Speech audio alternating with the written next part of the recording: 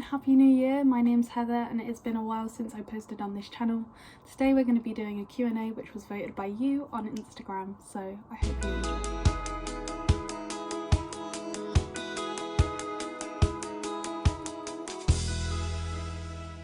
So the first question is goals for 2023.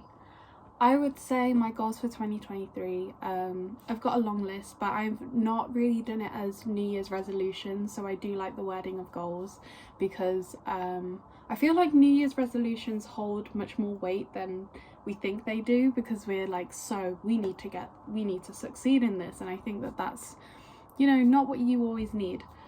So sorry, my goals.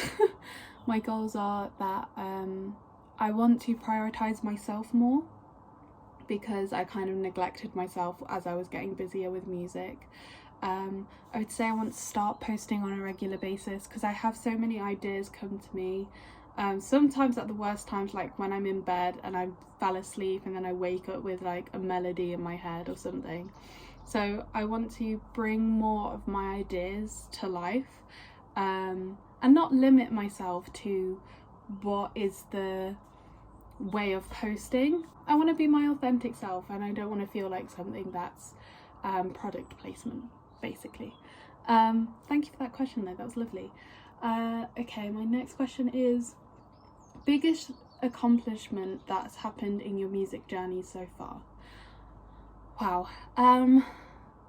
There's a few things. I think my first headlining gig I did last year nearly sold out at capacity.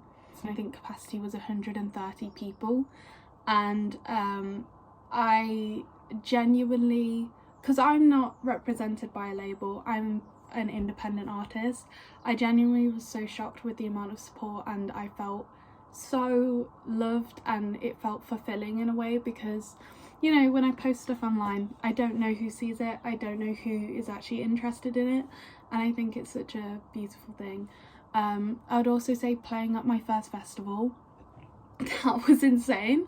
I played 3 different stages. I was just blown away with just that, you know, I'm finally being recognised as an artist, which has taken me the longest time. But yeah, I'm just so grateful for that. I think those are my accomplishments for last year. As in a whole timeline, I've got loads, but probably talk about that in another video, but thank you. Okay, so I had 2 of the same questions as Matchy Matchy, and it was by Lexi Carroll, which is one of my favourite musicians. She's an angel baby, love her to bits, and Rainbow Frog Biscuits, another angel baby who I love to bits, who literally one of my favourite people of all time, and they both asked what's my favourite lyric I've ever written. So my favourite lyric I've ever written, this one I have taken time to think about because I've got such a plethora of songs that obviously aren't out there, but I know that I wrote. I really like the lyric In Place For Me that I recently posted on Instagram. I still smell your perfume like it was yesterday. That's one of my favourite lyrics. I would say in the underneath, I know this is like really cringy because it's the chorus, but I love the bit where I'm saying my fingertips have drawn hearts before. Maybe you're not familiar with the self-taught, because I feel like I'm a person who loves easily and I give love easily, and I think it's like, you know, I self-taught myself because I'm not very good at communication and stuff, to over empathise with people and over love people sometimes, and I think it's like, you're not familiar with this, but like, I'm self-taught, I'm doing this, you know, freehand right now, and I just feel like I'm not getting that back from you, and it's strange. Do you know what I mean? It's like I'm putting everything in and you're not, and I really like that lyric. I feel like there's so many layers to it. It has like 3 different meanings, but that's like the main meaning. So thank you for that question. Rainbow Frog Biscuits, my friend, also asked fave and least favourite song you've ever written and why. Okay, this is controversial because this is the first song I ever uploaded on my distrophy, but Indigo Eyes is my least favourite song of all time that I've written. all of my friends always do a joke going indigo eyes because they know I hate it so much. I don't know, okay, subjectively I can understand why people like that song, but for me, when I'm listening to those lyrics, they make me cringe on another level. So you forget, I wrote that song when I was 14 years old. And they are so, the wording is so brittle and just like not what I'd write now, and I feel like it doesn't represent me properly, and it's also just cringe. So I hate that song. I think my favourite song I've ever written though is, okay, I'm not going to say my favourite song I've ever written because that's not out yet and I don't want to, you know, I don't want to give you a sneak peek yet, but I would say my favourite song I've written that's out is either Beauty Queen or The Underneath, because The Underneath is so raw, and Beauty Queen was like one of the most fun songs to produce and make and be with a collective of people making it. Like, it was such a fun time making that song.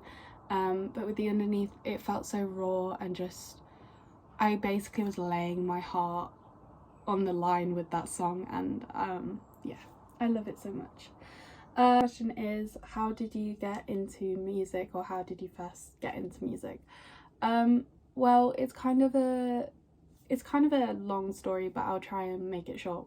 So I was taking piano lessons from the age of 6. I started writing songs at 7, and then when I got to high school, there was loads of like girl pop band groups, like Little Mix was coming out of the ether and people wanted to be in bands, so I started ghostwriting for different bands. And the way it worked was I would write the songs and I would give it to them. So at one point, I think in my class was trying to make a joke out of me, and they're like, oh, to my music teacher, come and like listen to this song. So she listened and she was like, have you wrote that? And I said yes. And then she went, why don't you sing that yourself? Like, why do you give that to other people? And I was like, and she was like, you should use this for yourself. And then I started writing songs and using it under my name, and that's what really got me into music. I would say it then made me like catapult into a different type of writing for music, and I still ghostwrite now and again, occasionally for bands, solo artists, but it's really rewarding that I get to do this for myself. So yeah, anyway, I hope you've enjoyed this video. Please give it a thumbs up if you did. Please follow me on all my socials. They're under Hev and Music, except for TikTok, that's Hev the Pleb. I really hope you've enjoyed this video. Have a lovely day, have a lovely night whenever you're watching this, and I will see you soon. Okay, bye!